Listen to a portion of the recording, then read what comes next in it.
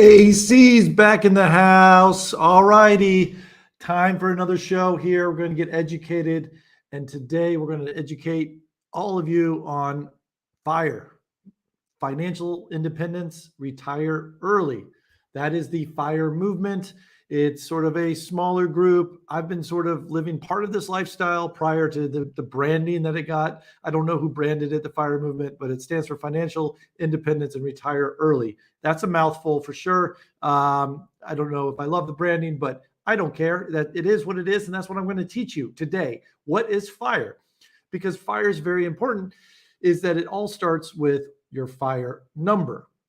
Now, if you can figure out your FIRE number, then you know how much money you need to have in your savings to be financially independent and to retire early. Now, that's a number everyone wants to know, right? Who doesn't want to know what number they have to hit? How many years at work do they have to slave away doing maybe something they don't enjoy to save a little bit more money, put more in 401k, more in the savings to hit that FIRE number? And if I'll tell you this, if you're watching me right now at work, which I encourage you to do, and I hope you're doing it, you probably don't love your job, right? And so this is probably an important subject to you. You want to find your FIRE number. So this is stuff that I used to be obsessed over when I had a day job. I was never built for corporate. I didn't know any better because that is just what you did. You went to college, you got a good job, and you worked a 9 to 5, and you saved a little for retirement. That was the path that I was set upon and educated upon by my parents, the local school that I went to, just the friends and that were also doing that same path. And it was miserable for me. I just needed to be my own boss. I needed to be my own person. And so I obsessed over everything I could do to leave my day job. I bought every single personal finance book, wealth building book, early retirement book. All this sort of collectively led to where I am now, basically doing, shows for likes on YouTube. All right. So that may not be your dream. I'm enjoying doing it. This is me in my FIRE moment. I would love to watch you in your FIRE moment. It's probably more exciting, but I'm a nerd and I love talking about money and I love helping people. So this is me living my best life. And I laugh at saying that, but it's true. It's true. This is fun for me. So this all comes down to understanding your FIRE number. And just know there's different flavors of FIRE. So we're going to talk through this as well. So there's a standard FIRE, which is sort of the benchmark for the FIRE movement, financial independence, retire early, the number you should hit. And then there's variations. There's lean FIRE, where maybe you don't save as much money. There's fat FIRE, where, hey, if I save more, I can live a little bit larger in retirement. There's morbidly obese FIRE, which, as you can imagine, living a little bit bigger than the fat FIRE. And then we get to talk about stuff I made up, guys. We're going to talk about hell FIRE. Hell FIRE sounds good, right? Hell stands for having every luxury in life FIRE. Now, I subscribe you to that channel. I think you would want the hell FIRE life. Everyone would. It's the highest you can possibly achieve. And I'll talk to you how we can get there, feasibly get there, okay?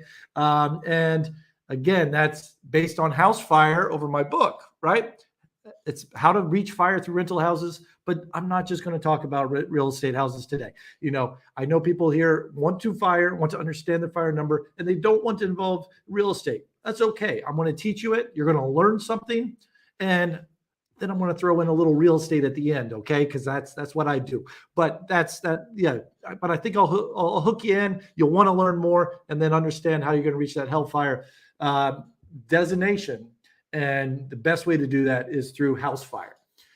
So let's get a little started here. I am streaming live as always. I do this daily. So leave comments, questions. I want to help you as you are eating your lunch. If you're on the East Coast, as you're having your first cup of coffee on the West Coast, This is why I do it at this time. I want you to, I'm part of your routine. Let's have lunch together. Let's have coffee together. Let's whatever. Book a conference room and say you have a meeting every day at this time, and then go watch me in that conference room. That's what I used to do when I had a corporate job. I would just book a conference room so I could go real estate deals in the conference room on company time. So I know I'm talking myself out of ever being hired for a job again, and that's okay. I don't ever want to work for someone else again. So win-win. All right. Okay. So FIRE, right? We've covered financial independence, retire early. That's what we're talking. And for you to reach that number, you have to understand your FIRE number. And let me share my screen here. For Mark Oshiro, who says, what if I am in Hawaii? Okay. What time is it in Hawaii right now? Time in Hawaii, and thank you for joining all the way from Hawaii. 7:35 a.m. Okay, it's 7:35 a.m. Mark, what are we doing? Are we coming back from a surf lesson? Are we looking at whales? Are we petting turtles beached on the sand?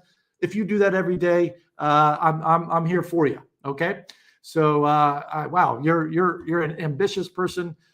A lot of people in Hawaii, they're still sleeping in, but you're doing it right, man. You're up and at 'em, and I love you for it, Mark. And you're watching me. So you are making good choice after good choice. You live in Hawaii, you're watching me at 7:30 in the morning. And we're doing it together. Okay. So Mark and others, let's talk FIRE. Let me do my screen share here. And here you go. This is how you figure it out. And I know you maybe not like budgeting, and I know you probably don't like math or calculations or spreadsheets. I've tried to make this super easy for you. It does take a little self-reflection to get started, self-reflection on your budget, but we can just use estimates to get started. We just need to back of the envelope, okay? Follow along, create your own spreadsheet with me. But what I'm doing is not any sort of difficult formulas. What you got to do is figure out your personal expenses, what you spend each month or each year. So whatever's easier to you mentally calculate, you can do each month. I do it by the month. $100 for my phone bill. That's what I spend on my phone bill. And I just multiply it by 12 to create the annual column. So we're going to go through this, go through all your bills. And I would imagine it should not take more than 10 minutes for you to do this. But you can just piggyback off my numbers and watch and listen as we go. So let's just put a category of all your expenses, your utility bills, okay? So in my example, I put 5 utility bills: phone, internet, electric, water, and gas. I just picked nice round numbers to easily teach you how to figure out your FIRE number. $100 for a phone bill, $150 for an internet bill, $75 for electric bill, $50 for the water bill, and $45 for the gas bill, okay? Yours might be higher or lower. You might have additional utilities. You might not have to pay certain of these utilities because it's covered by wherever you live. But I'm just trying to get you to understand, you got to kind of look at an average of what you're spending every single month on utilities, all right? Whatever that is. Then you just put it in a spreadsheet, and we're going to look at the month, and we'll multiply it by 12 to look at the annual column. And I know, just people watching, thank you for watching. This also turns into a podcast, the House of AC podcast. So if I am repeating things, I'm doing this for the listeners on the podcast who don't have the beauty of the screen or the beauty of my face. You get that as a YouTube watcher or a Twitter or Discord watcher. Unfortunately, the people driving in their cars listening to this to work, as they are frustrated about having to figure out their FIRE number, and listening on the podcast, well, here, I'm trying to explain it to you, so you don't need the visual representations, but I'm walking through a spreadsheet. Second section, transportation. How much do you spend each month on transportation? This is a huge component for most budgets, because you almost are required in many parts of the city and country to have a car. Or at least access to public transportation, whether it's subways and bus passes, all that sort of stuff. So let's talk transportation. I put down 5 more. I put car 1 payment. A lot of people have a car payment. Not a problem. Maybe it's a lease. Maybe it's a car note. I just put a car payment number one. And let's assume that person owes $350 a month on that car note, and that makes $4,200 a year. Car payment number two, maybe you have an older car, one that's closer to being bought off. Your spouse has one, partner, you need a second car for work and one for pleasure. You have two cars because you're living the good life, or you both need this in your life. So two vehicle payments. The second one's cheaper, $150 a month. Then we calculate how much you spend on gas each month. Again, ballpark. If you are the type to go through every single gas receipt, obviously the more accurate the numbers, the better. That's fine. But just average, maybe mentally calculate. Do I stop once every 2 weeks to fill up on gas? Is it every week? How much do I put in the tank? In this example, I put $100 in gas payments. Okay, and then I put $40 in parking. Potentially you need to drive somewhere and park, or you pay for parking, or even when you're out and it's not for work, you're going out to a concert and you pay for public parking or a stadium. I put $40 a month in parking. Your mileage may vary. Repairs, okay? There's no car that never needs a repair, that doesn't need some sort of update, oil change, windshield wipers, air filter, all that stuff. There's expenses with owning a car. We all know that. I put $75 a month on average. Possibly that's high, but I think of it this way. I probably won't need to spend anything for 10 months. And then on month 10, I'm going to have to spend $750. So I put $75 a month, which equals to $900 a year. If you're just joining right now, thank you. This is a walkthrough on the FIRE numbers. Financial independence, retire early. This is how you calculate it. This is how you know when you're ready to retire. Now we look at your housing payment, right? How much do you spend on housing? It doesn't matter whether it's rent or mortgage or what. I put in my calculation $1,000 a month. Okay. That's probably pretty low, but I don't know where you are in your life, what part of town you're at, if you're sharing is a roommate situation. But in this situation, I just put $1,000 a month, which is $12,000 a year. Student loans, obviously, this is a big debt burden for entire generation, something that I was thankfully allowed to escape. But I understand it is something that the whole world is dealing with, as the entire generation is coming out of schools with student loans. So I put $1,000 a month in student loans debt. Again, yours is probably more or less. I don't know where you are in your life and how much you've been making these payments. Then another section, I put entertainment, streaming. I don't know. Most people have a Netflix account, maybe a Hulu, Disney Plus, some sort of, subscriptions, services to maybe the Wall Street Journal or New York Times or something. I just streaming, all subscriptions, entertainment. This is all grouped. I put $40 a month in this example. And then we go into the vacation budget. My example is $150 a month for vacation. Again, that doesn't mean I'm spending $150 each month, but I'm probably spending $1,800 a year. This is sort of, I'm trying to streamline with these numbers an average, budget. This may seem way too high for you or way too low, and that's why I'm teaching you to follow along and do it yourself. Gifts, I put in the entertainment. You're going to have to spend money on gifts, right? Whether family, loved ones, for others, for work. I put $25 a month, or take someone out to lunch or coffee, $300 a year. And then we've got two more categories. Food, I put grocery budget, $350 a year. Delivery, everyone is just likes the convenience. It's COVID friendly. Let's get the delivery. Okay, I'm spending an extra $100 a month now because I'm paying extra for delivery because I don't feel comfortable, walking into a restaurant. I get it. And then I just put restaurants. The food, the budget you spend on restaurants, $200 a year. Last is miscellaneous. Maybe you have health insurance costs or something along those lines. I put $1,000 a month, which is $1,200 a year. So if we add this up, again, major categories of finding out your monthly expenses: utilities, transportation, housing, loans, entertainment, food, and miscellaneous. So 7 or 8 categories there. This example person that I just walked through is spending $5,000 a month. Okay, $5,000 a month. Now think through how much your money is in your paycheck, how much is actually hitting your account each month after taxes, right?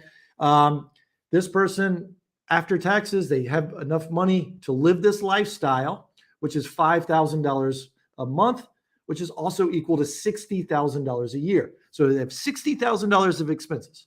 And once you do this exercise, that's all you need to do. You now know your FIRE number.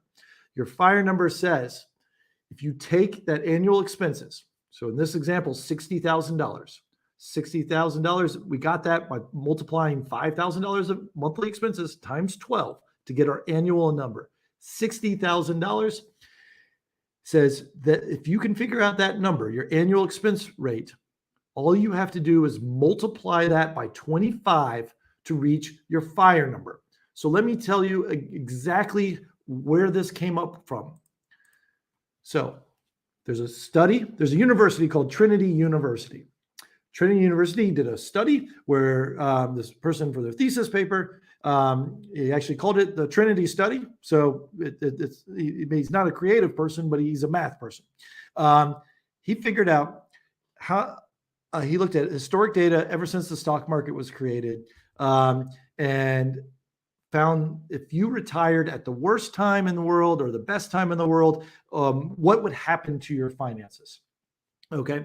In terms of, if you were going to retire right before the worst stock market crash of all time, or right before the financial crash of 2008, 2009, what would that affect on your retirement income if you had just quit work 5 minutes before the world fell apart? He found through his data, his research, that as long as you have 25 times your annual expenses, you would be safe for infinity. It doesn't just last you for 25 years, it'll last for infinity. There's something called compound interest. So if you have money in your stocks and your savings, it will grow, it'll lose money, it'll create money, it'll go up and down and compound over time. But even if you had the worst luck in the entire world, as long as you had 25 times your annual expenses, you would be financially independent and you could retire early. Now, the catch is you would have to maintain that level of expenses forever as well. Meaning, if you did your math on a $60,000 expense budget, then you would have to also live on a $60,000 expense budget for the rest of your life. Of course, obviously, if you decided to live cheaper as you went moving forward, then your money would last longer. And if you decided to live larger in retirement, your money wouldn't last as long.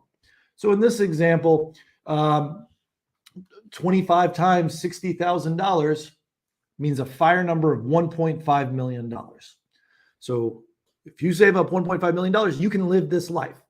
Considering that the average income of American is $45,000 to $50,000 salary, and you're this example, you're spending 60 more than the average income in America, then I think this is a pretty good FIRE life, good retirement or early retirement life.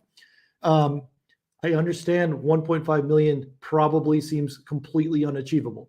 And so we're going to walk through that. I'm going to continue talking through what this means and how to get a lower FIRE number. Okay. But if you are very prudent and you're putting 10%, even 12%, 10 to 12% of your paycheck every single month, it just automatically goes to a 401k, a IRA, or some sort of mutual fund. Vanguard has a great, mutual fund program that's very low in fees. On a $50,000 salary, if you're putting 10 to 15 away for 20 years, you're gonna hit your FIRE number. You'll be fine. That's a safe bet. The examples moving forward, or if you want to accelerate that timeline, you don't want to work another 20 years or 30 years. Okay. Or if you're just, at a stage in your life now where you want to leave your day job, pay attention. We're going to accelerate it. Okay. We're going to find a lower way, find ways to lower your FIRE number and also speed up your early retirement. Again, thank you for everyone tuning in. Appreciate this. Ask your questions. Let me know if you're following along here. But to recap, this is a person who spends $50,000 a month across the utilities and transportation and housing and loans and entertainment and food. As long as their expenses are $5,000 a month, $60,000 a year, you multiply that by 12. To find your FIRE number is 1.5 million. And the FIRE number is also referred to as a 4% withdrawal rate. So if you do the math backwards, hey, I've got $1.5 million saved up. How much can I spend each month? All you got to do is take 4% of that. Okay. So you can do this mental math either way. Look at your savings across all your savings. And that's fairly liquid, not necessarily real estate, but your stocks and savings accounts and everything. And if you add all that up and just say, what's 4% of that? You could live off that for the rest of your year, then you're fired. You've reached your FIRE number. So there's two ways to reach that. So how can we change this, right? What if 1.5 million seems unachievable, or your expenses are, there's no way you expend that much money, or you spend too much money? There's different variations here. All right. So obviously you could, well, let me show you this. This is the different flavors of FIRE out there. Okay. I'm showing this on my screen. What I just explained is standard FIRE. That's the standard. That's usually the benchmark people talk about just because it's nice round numbers. So that a standard FIRE is 5,000 monthly expenses. Now there's a way to lean FIRE. Lean FIRE is basically meaning you're going to live way below your means, and you're only going to have a monthly expenses of $2,083.33, which makes your annual expenses $25,000. So strategies to lean FIRE are basically in this book, $1 million by 30, which I wrote when I lean FIREd at 28. So I now am at the higher level of FIRE, but that's where I got started. So how can you lean FIRE? Well, the easy advice is let's get rid of those car payments. Let's sell those cars and ride a bike. Okay, that'll cut out your very expensive transportation budget. You get rid of the repairs, you get rid of the gas fees, you get rid of the parking. Wow, boom! That instantly removes your, a huge portion of your budget. You can also do geographic arbitrage. This means moving to a cheaper town. So maybe you live in an expensive city and you say, wait a minute, if I move to this smaller city, A, I can ride my bike everywhere, and two, I don't have to pay $1,000 in rent. Maybe it's $500 in rent, or I can have a smaller place. There's ways to lean FIRE. Okay. And you don't necessarily have to think about your life now. It's about the life you want in retirement, right? So Mark Oshiro, who joined us earlier from Hawaii, he is potentially very lean FIRE. If all he needs is a surfboard, and then he doesn't need a bike, he doesn't need a car, and he could maybe rent a room from someone, right? He could easily lean FIRE in a life of surfing for the rest of his life in a tropical paradise. Not a bad way to live. Okay. So you got to picture what sort of retirement lifestyle you want. Are you okay? Are you going to retire once your kids leave the house? If so, maybe once they move out, maybe your restaurant bill and your grocery bill and delivery bills go down, because now they're independent humans taking care of themselves. And so you don't necessarily have to budget as big. So all these things you've got to think about to lean FIRE. Now let's talk about the opposite end of the spectrum, fat FIRE. So opposite of lean is fat. And fat FIRE basically says you have $100,000 of annual expenses, which is obviously a really good life to spend $100,000, which is $8,333 a month. Some people weren't satisfied with fat FIRE, so they came up with MO-FIRE, which stands for morbidly obese FIRE. Like, how can we get bigger than fat FIRE? Morbidly obese FIRE means, hey, I'm going to save up $5 million, because if I save up $5 million, I have $200,000 of annual expenses covered for the rest of my life.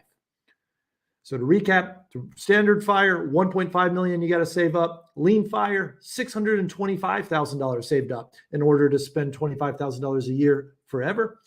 Fat FIRE, $2.5 million, $100,000 in annual expenses. MO-FIRE, if you want to spend $16,666, that's annual expenses of $200,000 a year. You have to save up $5 million. And then I created this version because I wanted more, because I am a greedy little fool, apparently. But no, that's not it, because I found a way to get to hellfire without putting all your money in the stock market, slaving away for 30 years. And that's in house fire, which I'm going to explain. I told you I'd throw some real estate in at the end. We're going to get there, but this is for you to understand. Hellfire, hell stands for having every luxury in life. Okay. Hellfire. You have monthly expenses of $41,667. Let me say that. Monthly expenses, $41,666. I know that's another reference to the devil. I apologize. But we're talking about hellfire, and the monthly expenses happen to have 666 in it. And I'm not a religious person, but I don't want your complaints. It just happened that way. This is math, okay? Hellfire, $41,000, $666 a month. That is having every luxury in life, right? Can you imagine spending $41,000 a month? That's insane. And yet it's also in your reach if you want it to be. I promise you, you can get there. 10, 15 years, plan, easy. Just it's so much better than staying in a job you don't like for 30 years.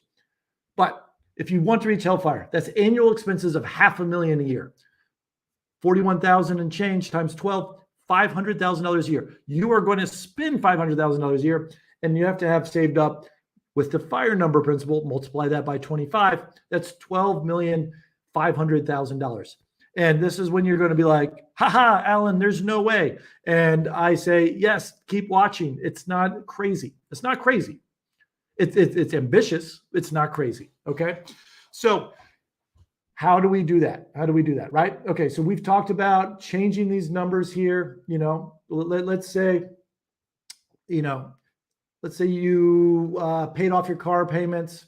You brought this down to zero. Just a quick example in the spreadsheet, and you paid off both cars. So you're ready to retire, or maybe you don't need gas anymore because you're walking everywhere, right? You just change this in here, and you can see down here your number changes, right?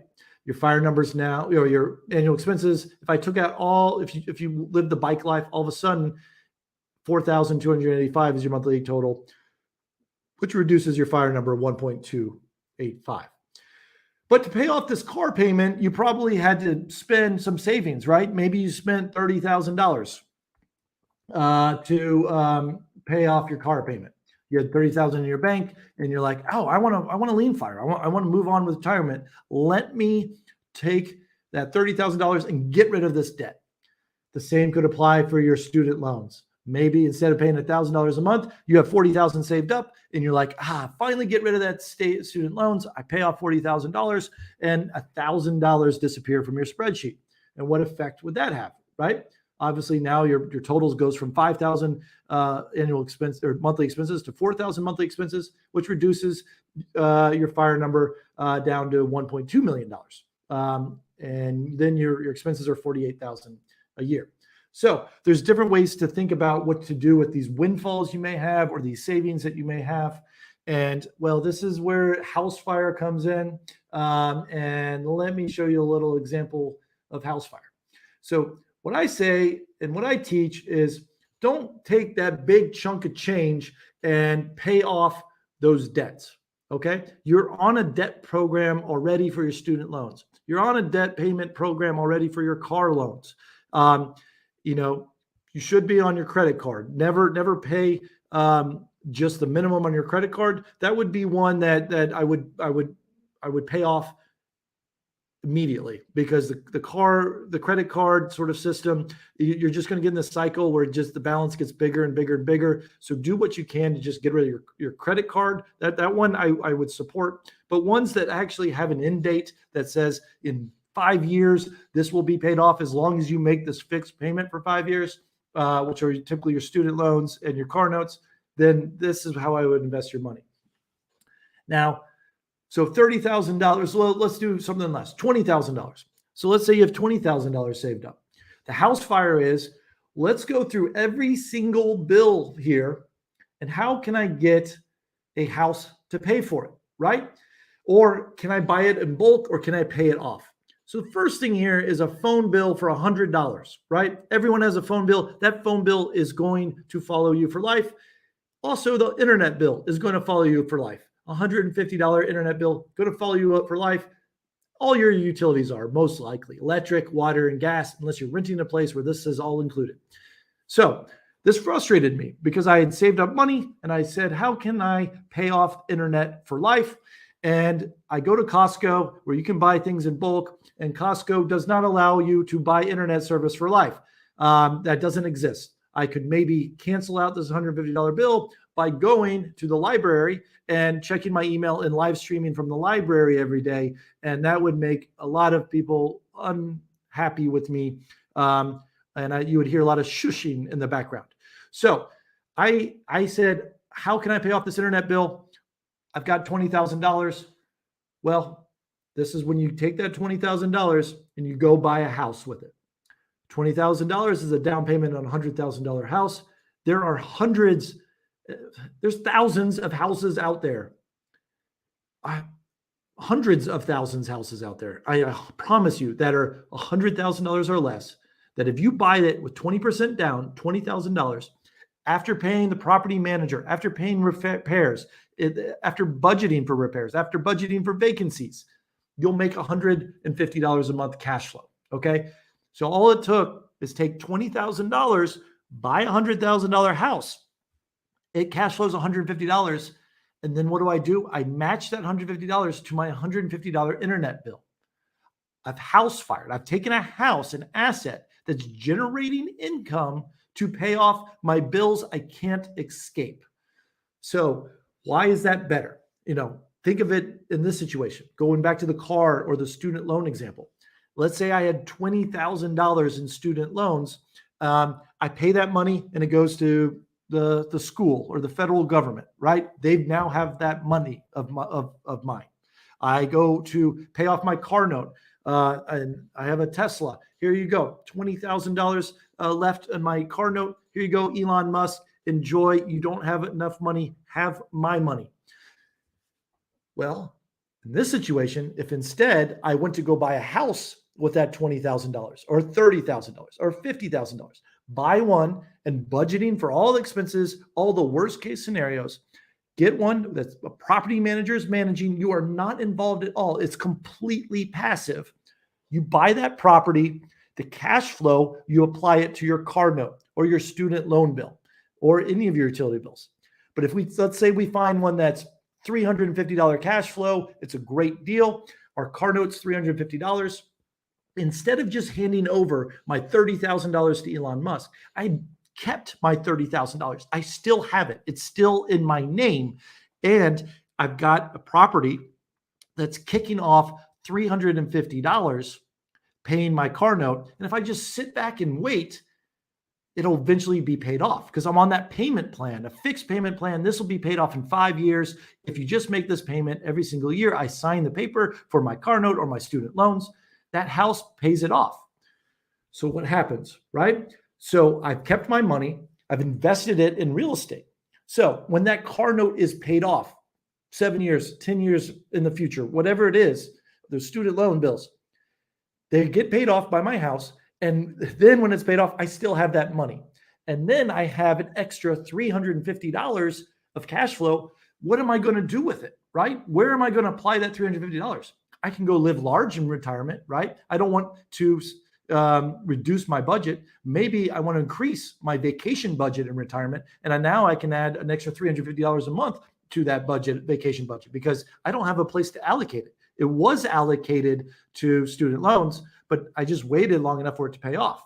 Not only that, that $30,000 increased in value. Home appreciation roughly, historically, not always, increases about 3% a year. As a real estate investor, I don't really care what's happening in the real estate market. Prices go up and down. I don't need to sell. I'm going to always have a tenant. People always need a place to live. If the market crashes, people lose their homes, they lose their jobs. It actually creates more rental tenants out there. So you're pretty safe and covered. Everyone's going to need a place to live at all times. So as long as you provide a good housing situation, it's not difficult. It's very rare to have vacancies. You're going to have vacancies if you're just don't make the repairs or you're asking way too much. You're going to figure it out quickly. Your property manager is an expert. Your realtor is an expert. Your mortgage lender is an expert. You don't have to be an expert in real estate. You're going to have this team that is expert on your behalf. and they're going to manage everything. And you're just going to get a check in the mail, $350 a month, and that $350 a month gets applied to your student loan payment. Okay. So you can see where I'm going with this. So this is what I did. I went through every single bill in my life. How can I buy a house to pay for this? How can I buy a house to pay for my car? How can I buy a house to pay for my mortgage or my rent? How can I get a house to pay for my student loans, streaming, vacation, and gifts, grocery and delivery and restaurants, all these bills, health insurance, every single bill. This is what I preach, house fire, okay? Every single bill is covered in this book, how you do it. And it doesn't take a ton of work. It's just investing, right? It's just putting your money to work. So if you do this, you get to reach those higher echelons of fire. You get to be fat fire. You get to be Mo fire. You get to be health fire with basically the same amount of money that you would have working 20, 30 years, saving 10% of your income and plugging it away in the stock market, which gives you 8%, return each time. So let's find some real life examples. And I will, full disclosure, I had technical issues before we got started. I did not have a chance to look and find a sweet example that matches my philosophy perfectly. So you're going to watch me in real time, and we're going to see how difficult it is to possibly find some real estate deals that would be a better use of money and allow us to house fire and plug it into the spreadsheet here. So let me share my screen again. There's a commercial site here called Crexy. Crexy is basically the Zillow for commercial properties. Commercial properties you'll see, it could be farms, businesses, Dollar Generals, Walgreens, restaurants, all sorts of things. I'm going to add one filter here on this website, NNN. Now, this is just a fast track example. You can also do this on your MLS and smaller price points. I just, in essence of time, I'm just going to go a little bit larger numbers just so you can kind of see. But NNN means triple net. And if I check the filter triple net, that's the only thing I've added. It's going to show me, it says over 1,000 properties for sale and across the United States. Triple net basically means the tenant is going to pay for everything. The tenant's going to pay for the property taxes. The tenant's going to pay for the repairs. The tenant pays for insurance. That's just the way it sets up. A lot of businesses prefer that. They just want to have a complete ownership. They don't want approval from a landlord to build, a taller building or to add a new roof. They just want to run their business, and they're effectively renting the land underneath it from you. So you don't have to do triple net. I'm not endorsing it. Obviously, I like it for those reasons. Your returns aren't as great because you're taking a lot of risk off your plate, right? More risk, more rewards. This is taking away all the risk, all the landlord headaches, everything that freaks you out about real estate. Let's take it off the table. So that's why I use the filter of triple net. And I just want to pick a few of these. I see a KFC here. Triple net opportunity. This is a Kentucky Fried Chicken in Immokalee, Florida. Don't know anything about it. $1.6 million is the purchase price. Okay. It's been on the market almost a full year. So it's probably overpriced, but I'm just going to take the numbers in this listing at face value. I'm not endorsing this property. This is the first time I've looked at it. I don't know if it's a good deal or not. We're going to find out together. Watch me evaluate a deal so you understand how you can evaluate your own deals. Okay. All I'm going to do is scroll down here, and they've got a valuation calculator for this investment on Crexy for this triple net KFC. Purchase price, $1.6 million. Typically, to buy a commercial property, you have to put 30% down. So 30% down is, I'm trying to get there in this calculator. It's just a slider. Okay, $480,000. Again, your eyes may be bulging. I don't have that money. Just follow along. This is all scalable. So we can not buy a property that's $1.6 million. The first one in that listing was actually $99,000. We could probably look at that one. But this one happened to be $1.6 million. to put a 30% down payment, which is, you could probably do less. You could probably do 25%, but I just want to be conservative. 30% down payment. And let's say the interest rate is this calculator. This Crexy has a built-in calculator. And it doesn't have my net. This is what I need. I need the net operating income filled in here real quick. Let me download the operating memorandum here. What is the net operating income? That is the amount of income it takes after all expenses. This, if it doesn't have my net operating income, I can't quickly look at this of the investment. Okay. This is not telling me the net. Okay. Sorry, guys. I won't be able to do my formula, but let's assume let's just see. Let me say it makes $500,000 a year. Okay, that $50,000 a year. Well, we'll do this reverse. Okay, so this defaults to 3.5% interest rate and 30-year term. It exists. It's out there. I like to be a little bit more conservative. Let's say we don't get the best rate. This is my first time buying a commercial property. And a lot of times the loans want to be 20 years instead of 30 years. So this doesn't tell me the net operating income. I made it up, but it says $50,000, which seems like something reasonable. And other properties on this listing site will tell you the net operating income. But in this situation, if I put 30% down, I need $480,000. This will lose money because right here, I'm going to lose $33,000 a year. So let's change that to $150,000 net income. Okay. So if I change this $150,000 net income, obviously, if I want to buy this property, they're going to give me the books and I'm going to understand what the net income, 95% of them have this populated. Of course, I picked one that doesn't have that populated. Well, in this situation, $150,000 net income would give me $5,000 a month. Okay. So if we go back to the spreadsheet, what would give me $5,000 a month? If we look over here at standard FIRE, $5,000 a month would give me $60,000 of annual expenses. I need to save up $1.5 million. That is crazy.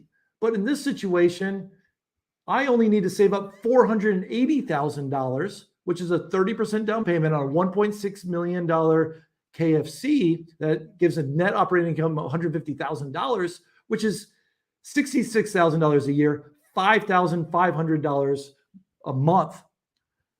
So that's I'm going to show you another one. I know I made up the number there, but this is how you would figure it out. Wow, I don't need to save up $1.2 million. I only need to save up $500,000 in order to get $5,000 in rental income. And again, it's not me depleting my assets. If I had $1.5 million saved up in stocks, then I am depleting it. I'm withdrawing $60,000 this year. Now I only need a fourth of that, roughly $500,000, I guess a third of that, to buy a KFC. And I'm not depleting it because I still own that money. That money's still in my name, and I'm living off the income that KFC is generating. Are you guys with me? Are you following me? This is how you get to Hellfire, my creation. It's don't save. Don't be so focused on stocks and everything. Just invest it in real estate, a triple net asset, and you're free to go. Okay, you're going to live your dreams. Let me find another example where I'm not having to make up the net income, net operating income. So you believe me that this exists. Okay. All right. Let me try the $99,000 food franchise. Is this tell me the net? No, it doesn't have the net operating income either. Okay. Maybe if I click on the flyer. Asking price, triple net. Okay. Scant with the details we are here. Possibly that's a bad sign. Okay. Let's go something big. What's a big number here that we can find? All right. $7 million Stonebridge Village Shopping Center in Lithonia, Georgia. Okay. I've been to Lithonia. I've never been to this one before. And again, thanks for tuning in to the House of AC. Please like and subscribe if you're watching this on YouTube. Please ask questions if you have questions about this. I do this for the likes, but you can also follow me on the House of AC. If you need a mortgage, we're sponsored by Jasmine Home Lending here, jasmineteam.com. If you want to get a mortgage and you want to invest in real estate, and follow my link tree down at the bottom there as well.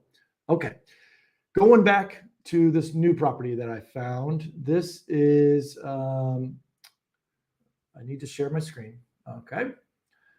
All right, here we go. Stonebridge Village Shopping Center. Okay. All I want to do is go down here. Yay, this one's pre-calculated for us. Purchase price, $7 million. And this sounds crazy, but you can also get partners. But just hear me out. Maybe if you're going into retirement, this is something to think about. Net operating income on this entire Village Shopping Center, $480,000 a month. Remember, this is triple net, right? This means all the expenses have been covered. Triple net means the tenant pays for the repairs, the property taxes, the insurance. That's why I'm searching. It's easy math. It's easy math for us. Typically on a commercial property, you need to do 20 or 30%, 25 to 30% down. I want to be conservative. Let's say you have to save 30% down. 2.1 million. Again, I want to say interest rates aren't this great because maybe a poor credit or whatever. By the time you get around to doing this, interest rates have gone up. And a lot of times commercial deals don't offer you 30 years. They can, it exists, but they prefer to give it 20-year loan. This situation, right? If you bought this property, all you need, tongue in cheek, but all you need is $2.1 million. Okay. That gives you $9,800 a month in cash flow to cover your lifestyle. Let's compare that back to the very different variations of FIRE. Again, all we need is $2.1 million to generate close to $10,000. Here you go. That gets us to FAT-FIRE. FAT-FIRE says if you have $2.5 million saved up in stocks, you'll have annual expenses of $100,000, which are monthly expenses of $8,333. We beat that. We didn't have to save up 2.5. We only had to save up 2.1, right? And then it says our cash flow is 9,724, which is much, much better than the 8,333 to unlock the FAT-FIRE level. So you understand how I'm doing this? I'm just looking at how to invest my money to get better returns. And then I have those assets cover all my monthly expenses. This is so important to understand because I promise you, people in the FIRE community, they're a lot of them are scared. A lot of them are cautious, right? And they don't subscribe to my way of investing. They don't consider me a FIRE consultant because the FIRE mindset is no debt, live below your expenses, cut everything, sell your car, move it to the cheaper city, ride a bicycle, and save up windfalls and pay off your student loans and your cars. And that to me, it works. It's a slower path and it's a boring path because then when you retire, when you early retire, FIRE stands for financial independent, retire early. When you early retire, you are on a constrained budget. I don't want to be on a constrained budget. I want to live bigger and larger every single year in retirement. And this allows me to do it. How? Well, remember, I'm not giving my money to someone else. I'm keeping my money. And then my money is growing in value. So the note on that property keeps going down. The income keeps going up. Most of these leases have, escalations where they go up a little bit each month. And it's triple net. I don't have to worry about expenses. A lot of these, if you get a corporate tenant, someone that's a national chain, Chase Bank, Walgreens, a major, restaurant, KFC, something like that, they provide a corporate guarantee, which means, hey, we will honor this lease by the corporation at the top, even if we shut down the business. This lease is going to be signed for 15 years. They all want to sign for 15 years. Some of them sign for 20. But typically, a tenant's going to sign for 15 years, have a backing of a corporate tenant, which means, hey, we may shut down this location because it's not doing the numbers, but we're going to guarantee you the lease. Again, they're covering the repairs. They're covering everything. Very low risk. You could make more money buying in riskier investments. But I'm telling you, this is buying in stocks, safe, safe, safe. Buying commercial real estate, less risky. And then you can make even more money if you want to take on the commercial tenants who will not give you a corporate guarantee, right? Or who will not do a triple net lease. And then now you're responsible. But that's right. There's more risk. You're going to make more money. Where are you on that spectrum? It's up to you. I would imagine in retirement, if this is what you're thinking about, you're not going to want to have the responsibilities. I don't want a phone call, right? I don't want to have to go place a tenant because someone moved out. I could hire a property manager. I could hire a real estate agent to handle all that for me. People do it all the time. I don't know how many people who manage corporate and commercial real estate, but they're probably people you're going to meet on the golf course, or you're going to meet them on a yacht. They seem to not work because they're doing this. They're doing this strategy. Okay. So this is what I mean is by house fire can get you to hellfire the quickest. And it's just scalable. We talked about the big numbers here, but you can also scale it down to much smaller numbers. This is going to change your life. And it all starts with, what do you spend each month? I'll share my screen. Again, it all starts figuring out what is your monthly expenses right here. Add up your monthly utility bills, transportation, housing, entertainment, loans, food, miscellaneous, insurance. You take that number. This example is $5,000 a month. If you're spending that, multiply it by 12. So you're spending $60,000 a year. All you have to do is multiply that by $25,000. If you have that saved up in stocks, it's $1.5 million. You only need about half of that saved up in order to house fire. Okay. So what path you want, it doesn't matter. I don't care. I just want you to be educated. You make the right choice for you. Real estate's going to be the fast track. Okay. That's it, guys. That's all I've got. I hope I've sold you on this.